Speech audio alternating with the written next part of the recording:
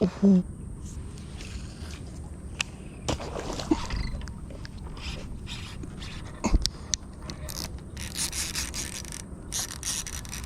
โอ้ย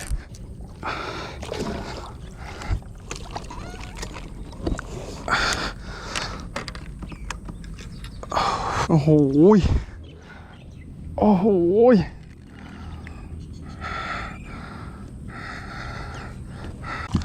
อันนี้เราใช้ฟาลั่นนะครับของน้าตุ้มแล้วก็เมื่อกี้เพิ่งไปซื้อมากบยางอสรพิษของน้าเป็น1นะครับแล้วก็มีนี่วันนี้ที่เราจะใช้ Gen 2นี่อันนี้ของนานิกป่ะเดี๋ยวนี้ลองดูคันที่เราใช้นะครับนี่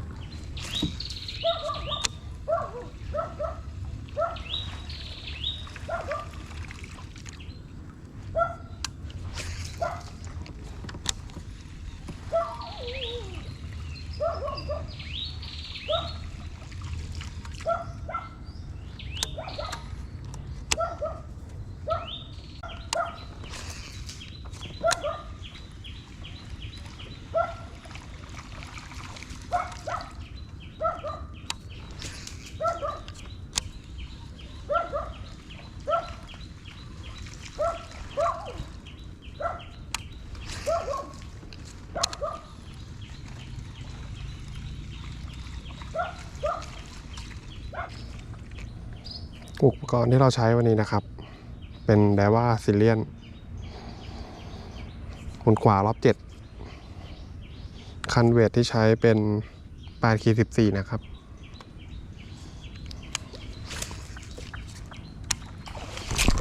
อุ้ยอยู่แล้วโอ้ย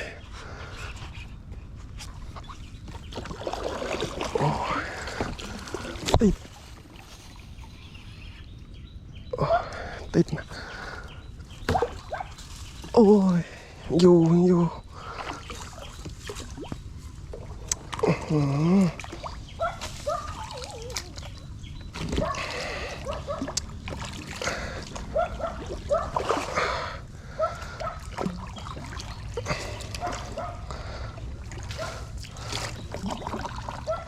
ลำบากมาก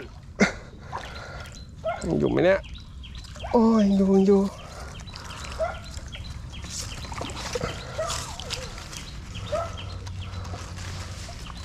โอ้ยครับอยู่โอ้ย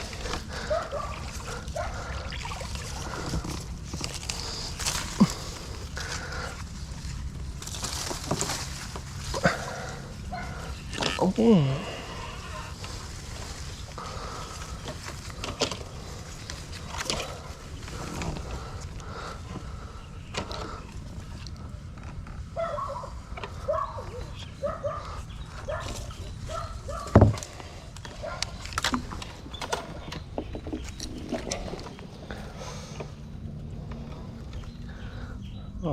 จะเอายังไงเนี่ย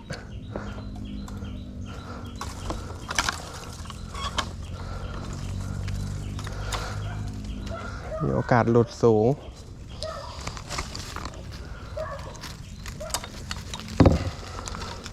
ไม่รู้ปลายังอยู่ไหมนะ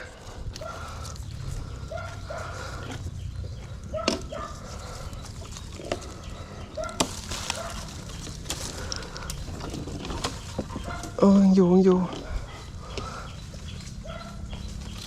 โ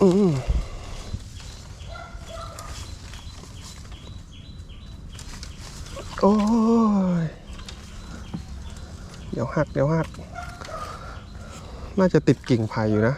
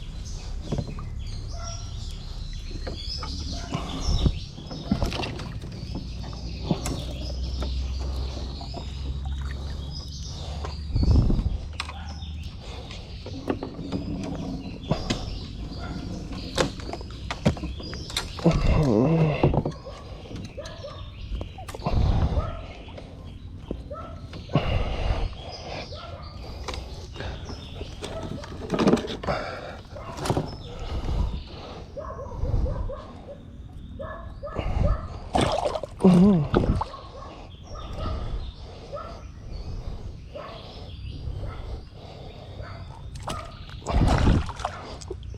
้ยเหยื่อขาดไปแล้วอึ๊บ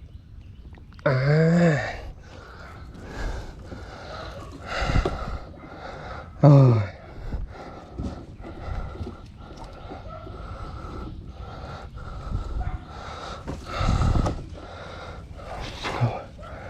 เหนื่อยเลย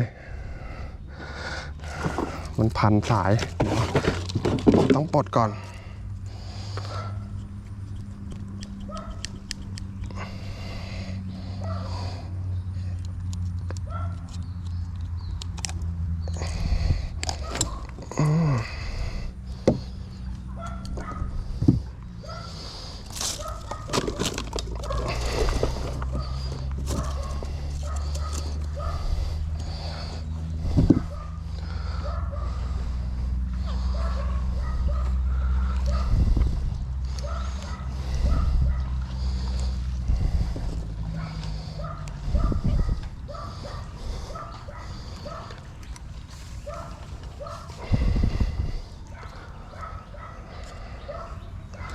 โอเคไปเดี๋ยวเราออกไปเคลียร์ข้างนอก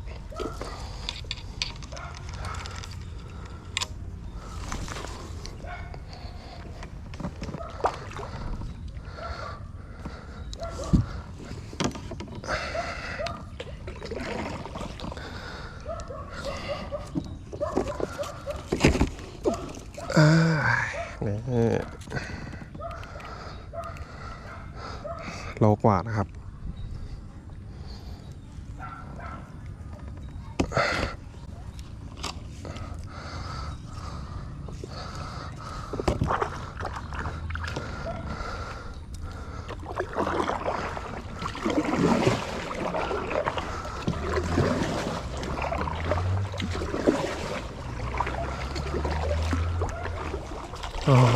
ไปก่อนเลยครับ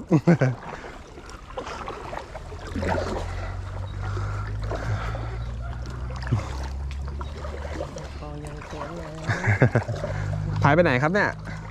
อ๋อวัดอะไรนะวัด วัดนิ้วลายเหรอครับ อ๋อ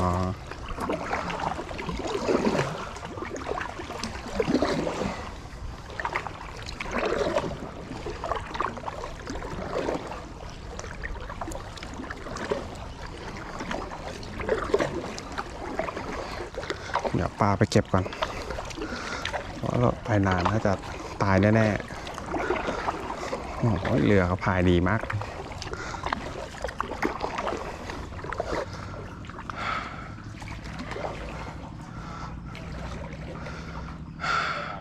ไฮโดฮะฮะเอาไปเก็บวันนี้เดี๋ยวไปเดี๋ยวมันตายได้ตรงนี้ นู่นดิใส่นู่นดิ ใส่หน่อย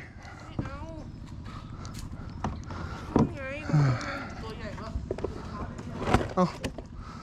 อะไรดิ ใส่หน่อยดิ ถึงมาจับเรือให้ ใส่ให้หน่อยก็แค่เอาไปใส่กระชังโอ้ยกว่าจะได้โคตรเหนื่อยเลยมันมุดเข้าไปในนั่น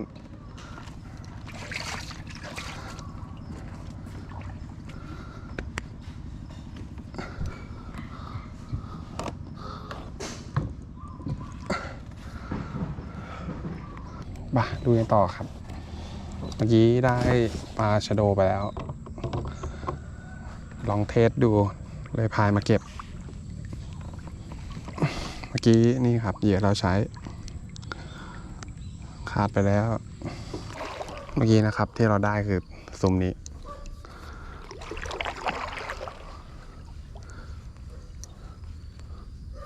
เยอะมากนะปลาชะโดแต่เรามาตามหาปลาช่อนกัน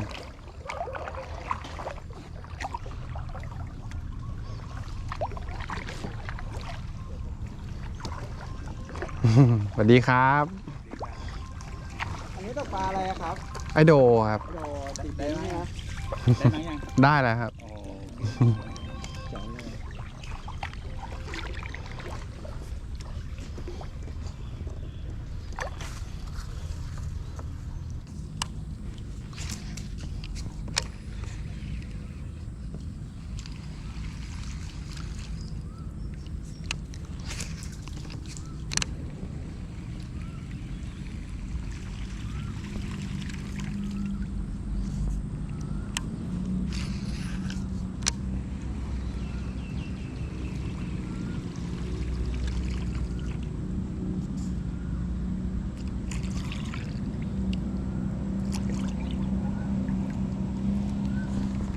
เรือมาเรือมา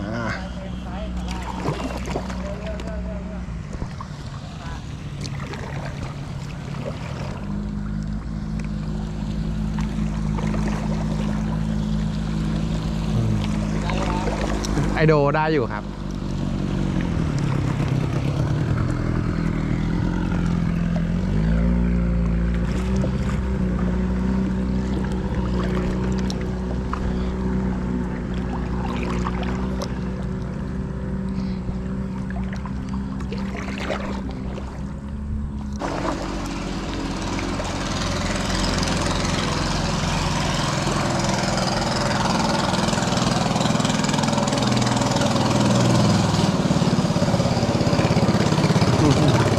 ได้อยู่ครับ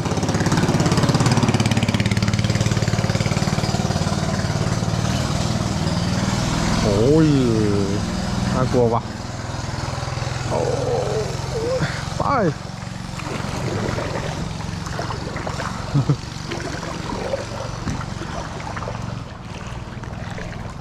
โอ้เยอะโอ้ย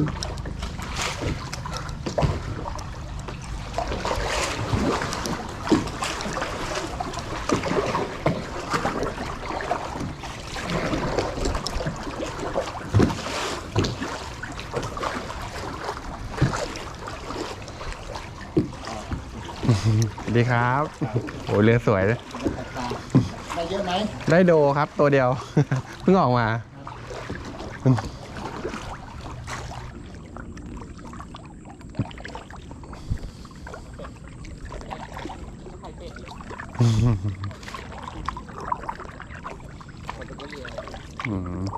เยอะไหมพี่วันนี้เรือ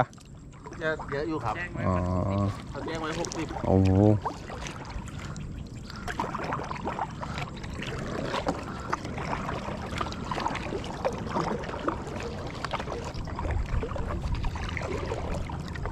นี้ข้างหน้านี่เป็นสะพานวัดไทยวาสนะครับ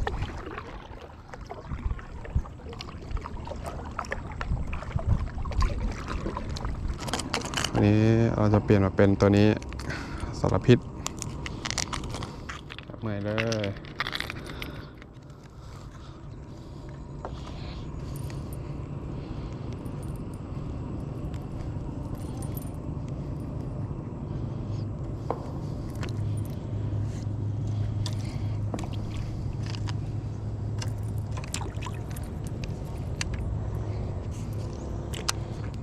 ลดมาเป็นเบอร์5อันนี้มีลมนะตีสดลมดูก่อน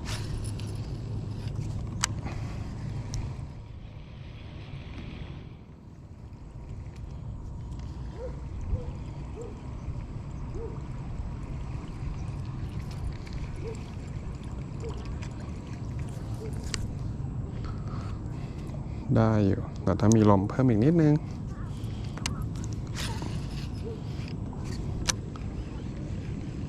นะโมตัสสะภะคะวะโตอะระหะโตสัมมาสัมพุทธัสสะนะโมตัสสะภะคะวะโตอะระหะโตสัมมาสัมพุทธัสสะนะโมตัสสะภะคะวะโต โอเค สัมมา ได้เดี๋ยวเราจะพายเรือขึ้นไปเรื่อยๆนะครับวันนี้ลองเอาเรือคายักของฟิลฟรีคายักนะครับรุ่นรัว10มาลองดูก็พายทวนน้ำพอได้นะ แต่เหนื่อย ดีกว่าเรือพลาสติกที่เราใช้อยู่ นั่งสบายรายดี เชื่อว่าตามสายความของพระพุทธศาสนาของพระอาจารย์แสดงกฎธรรมชาติอย่างไว้5อย่าง พายส่วนน้ำดีกว่าพลาสติกนิดเดียวแต่ไม่เยอะ เพราะว่าเรือมันออกแบบมาให้ยืนได้ มันก็เลยพายส่วนน้ำยากนะ บนตกฟ้าร้องการที่ดอกบัวมาจังหวัด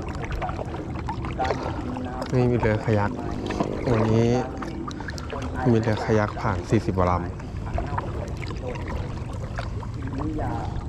กฎธรรมชาติเกี่ยวกับการสืบพันธุ์หรือเรียก กันว่าพันกรรมเช่นหลังมีเกิดขึ้นจะทำงานอย่างไร คือมีการไหลหวัดภวังจิตขาดตอนและมีอาวัชะและมีการถึงการได้มีสัมผัสปัจฉันนะสัมตีละนะหรือมีที่มีคุณสมบัติอย่างนี้ ปะเขตวัดครับ อะไรบางประกอบ แค่ลองดู ประกอบไม่ได้เป็นต้นทำนิยามธรรมชาติธรรมชาติเกิด ถ้าได้ก็ไม่ปล่อยอะครับ มีกระบวนการต่อการกระทำและ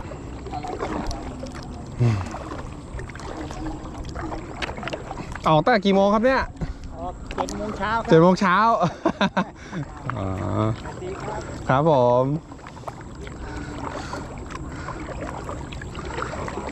7 โมงเช้า ตอนนี้เป็นเวลาบ่ายโมง2 นาที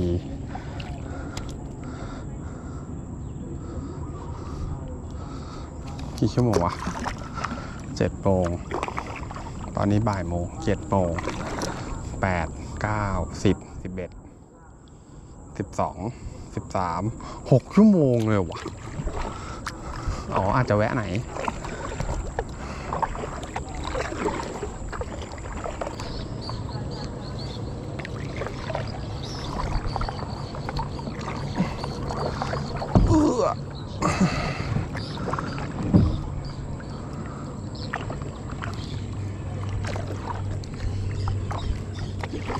หมายแล้วสวยมาก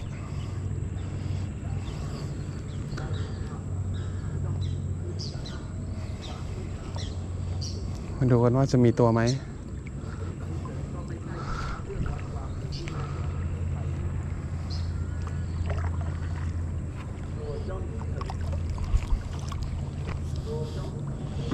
มาอุ้ยมีปกติไม้แรกต้องกินเลยปึ๊บแต่นี่ไม้แรกก็ติดเลย การทำชั่วคือการกระทำที่ไร้คุณธรรมว่าได้ชั่วเพราะมีนิสัยชั่วเกิดขึ้นในจิตถ้าทำบ่อยๆนิสัยชั่วก็เพิ่มพูนขึ้นเรื่อยๆจนเกาะแน่นเป็นลักษณะนิสัยของผู้นั้นยากที่จะแก้ไขได้เหมือนดินที่พอกหางหมูคนชั่วหรือนิสัยชั่วที่พวกเพิ่มพูนขึ้นเรื่อยๆนั้นย่อมชักนำไป ตกปลาไปด้วยแล้วเราก็ฟังทำไปด้วยนะ ในที่สุดเขาก็จะพบกับความ เฮ้ยปลาอะไรวะ หายนะอย่างไม่มีทางเทียบได้เพราะวิบากชั่วที่แฝงอยู่ในจิตของเขานั่นเองเฉพาะ เอ๊ะเหมือนเราจะตาดี เตือนจิตคนนั้น ใช่เปล่า พูดจะทำใจดีอันนำไปสู่ผลร้ายทำให้เขาตัดสินใจก้าวผิด โอ้โหย คนปฏิบัติจะทำอย่างไรย่อมได้รับความเป็นอย่างนั้นก็เช่นทำเป็นโจรเป็นนักเลงย่อมได้รับความเป็นโจร ไม่รู้ว่าโดนป่ะนะ มันเป็นคนดีในทางใจย่อมได้รับความเป็นคนดีในทางนั้นขึ้นในตนด้วยเหตุนี้คนที่มีความปรารถนาจะเป็นอย่างใดแล้วที่ปฏิบัติจะทำอยู่เสมอเขาย่อมได้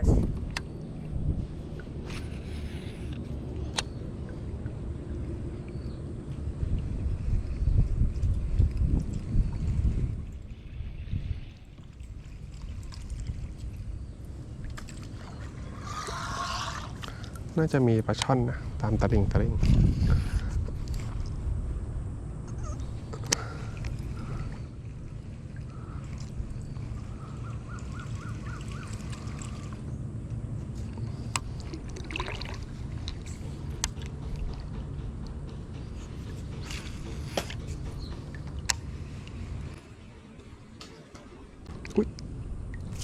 อุ้ย ตัวเล็กนิดเดียวเองอึ๊บมาแล้วปลาช่อนแม่น้ำดูโอ้ย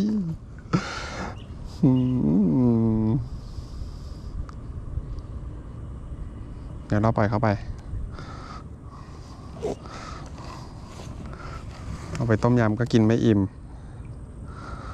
อึ๊บ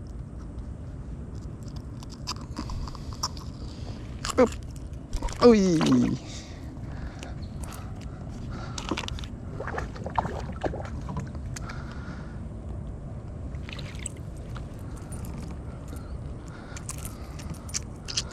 ไปต่อ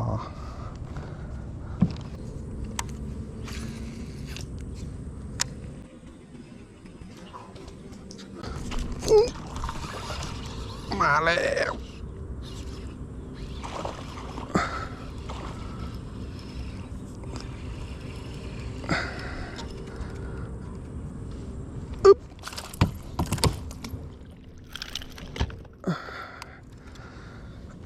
แล้วเอ้ยหมวกเก็บหมวกก่อน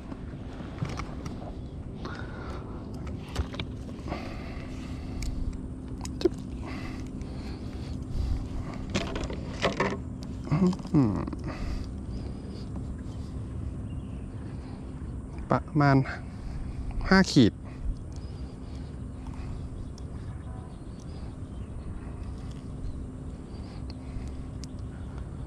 โอเคปะปลดตัวไม่ใหญ่นะ เราจะปล่อยเขาไป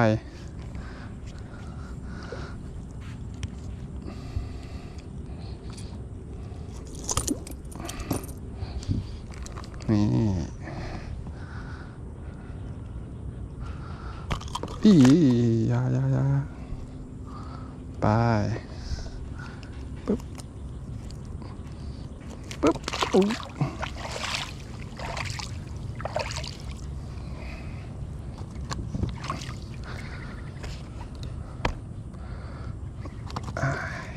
ไปต่อกันครับ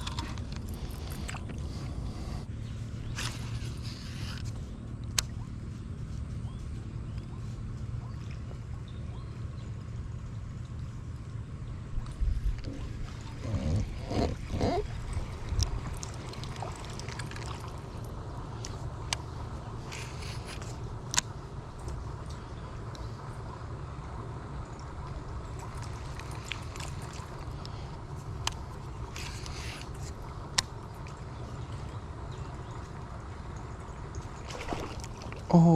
ยตัวนิดเดียว เห็นเลย ตัวเท่าเมื่อกี้เลย มันชอบนอนชายตะลิ่งนะ ตะลิ่งน้ำตื้นๆเลยอะตัวนี้เรามีกองเชียร์นะ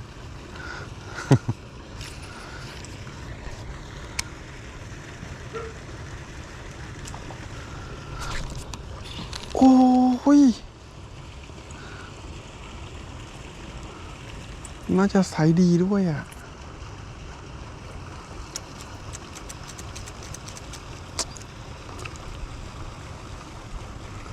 วิ่งออกมาจากป่าเลยนะ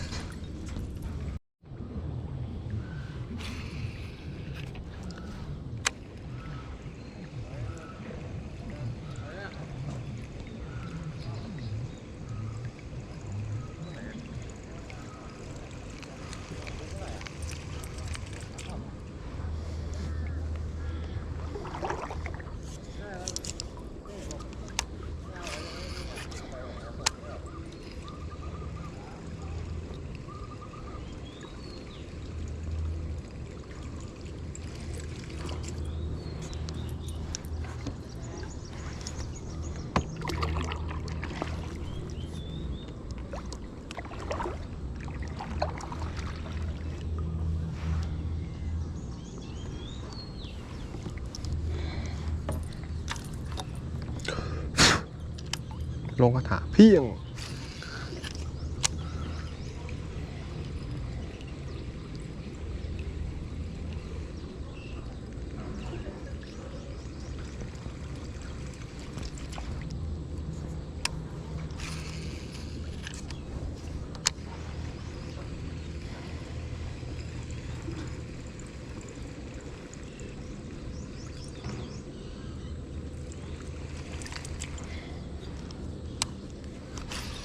โอ้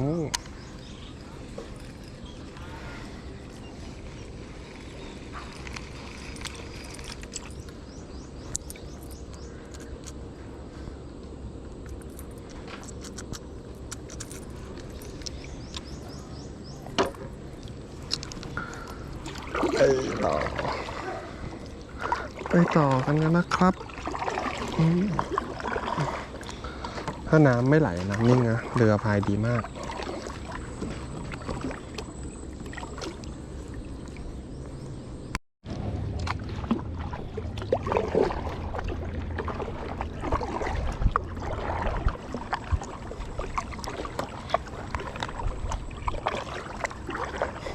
สวัสดีครับ ครับผม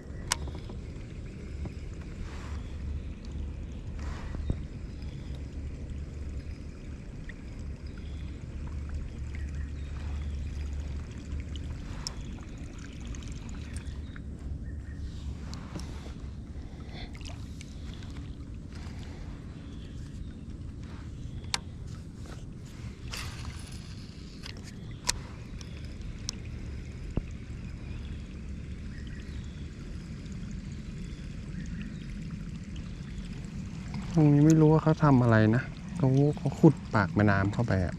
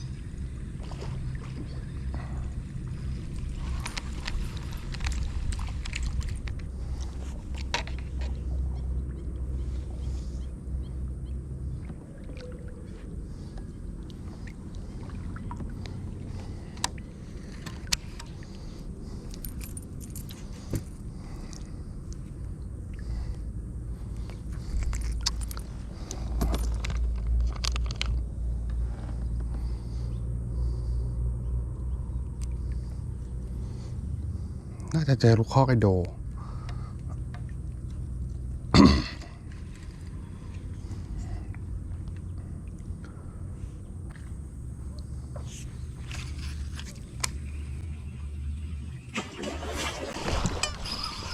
โอ้โห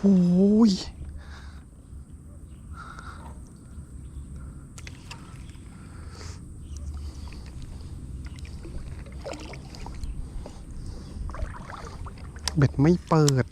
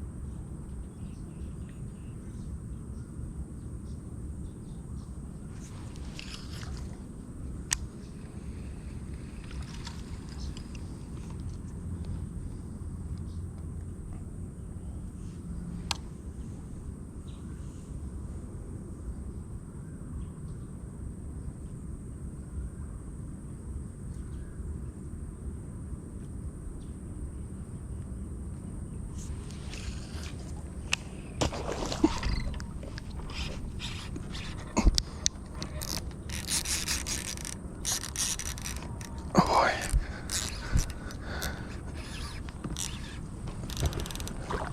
โอ้ย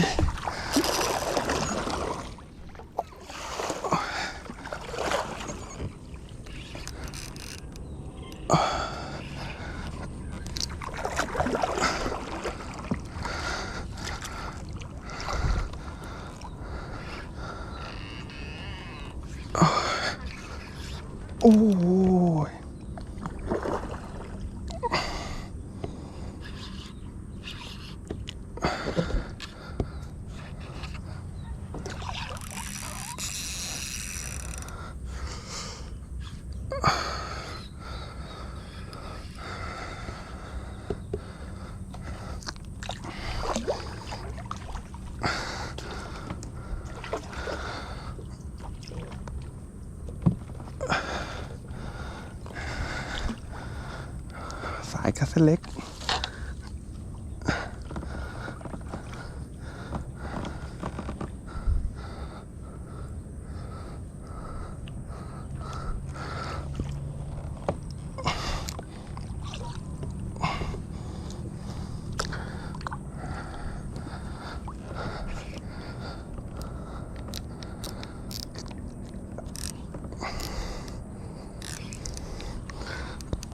โอ้ยสู้ไม่ได้เลยโอ้ย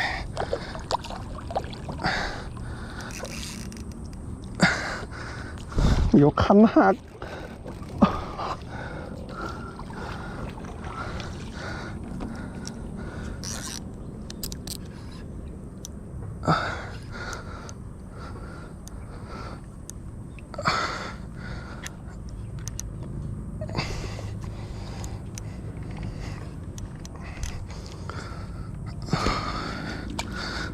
ติดอะ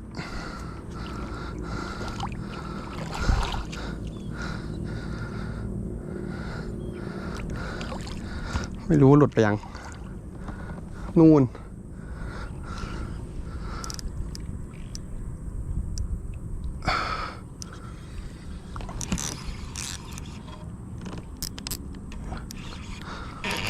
โอ้ย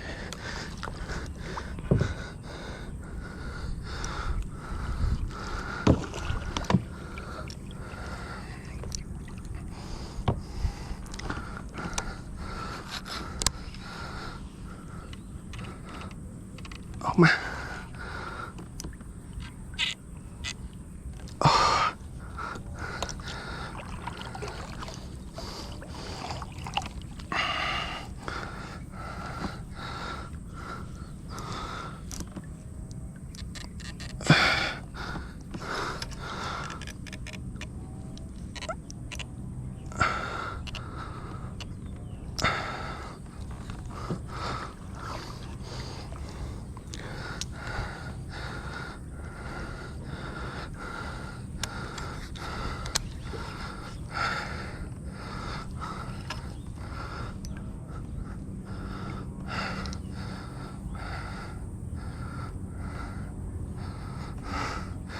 โอ้ยเอาไม่ขึ้น สาย PE 1เองช็อก30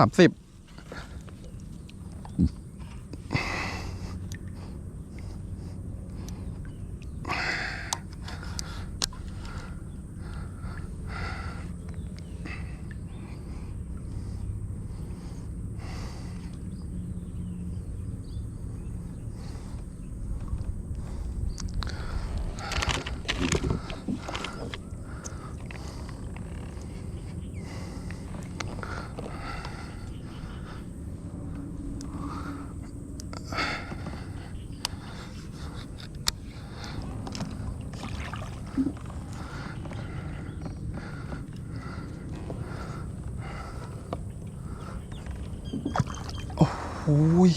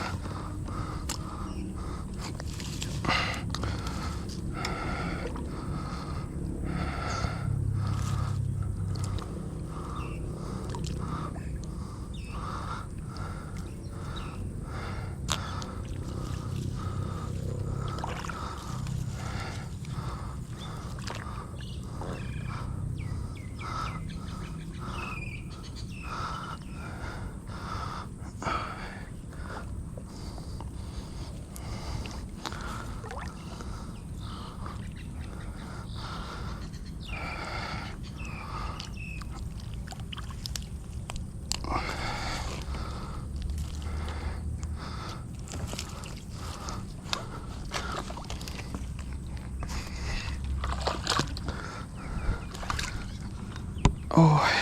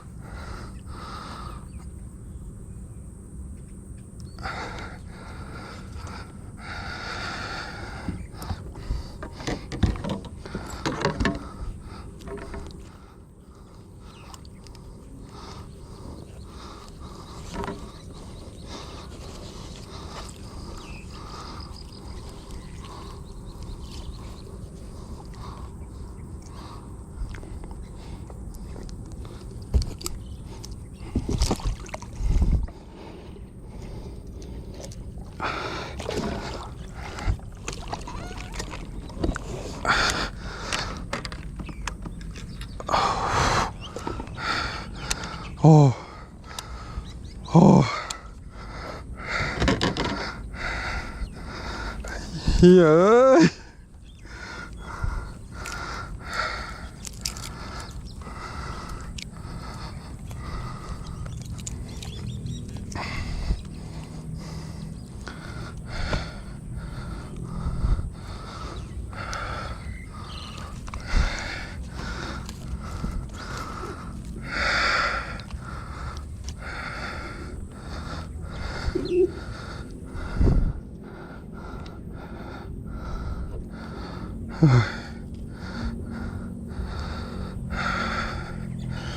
โอ้ย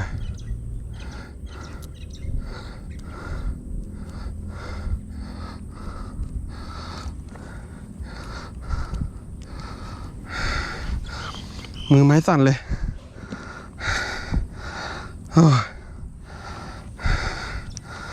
โอ้โหโอ้โห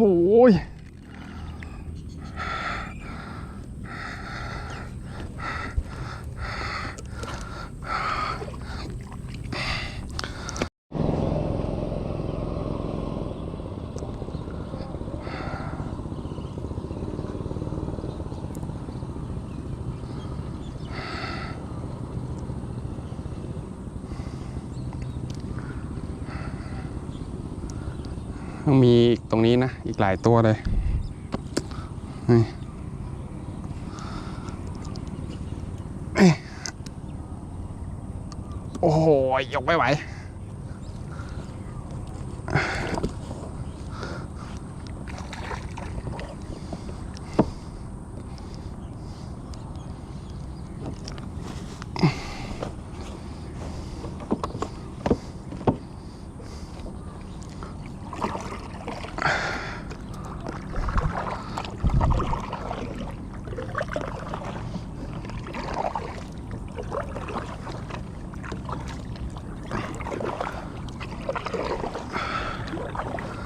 ไปพายเรือกลับกัน พอแล้ว